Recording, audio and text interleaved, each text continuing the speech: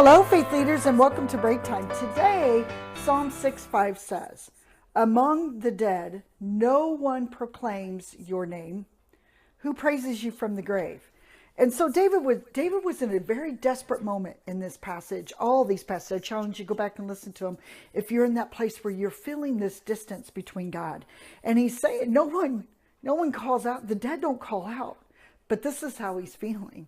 This is what he's experiencing. Is this? He's almost at this point of, man, this separation place, and he doesn't want to be here. And so he's reminding the Lord that no one can call out to you, but I'm calling out to you right now because I need an intervention. I need you to turn to me, Lord.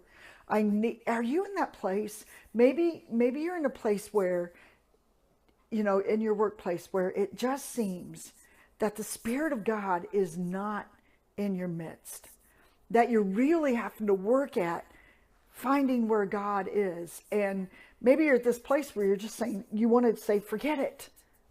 This is, I believe, almost where David is. And then this next passage is even worse, that, the dead don't call out to you, but I'm calling out because I'm alive in you. I'm alive in you. But you want to know something? Here's the interesting thing about death. People who die apart from Christ, there is this total separation.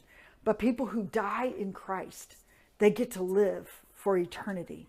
And oftentimes, learning how to die here, to take up our cross, I've been crucified with Christ and I no longer live, but Christ lives in me. Where do we learn those?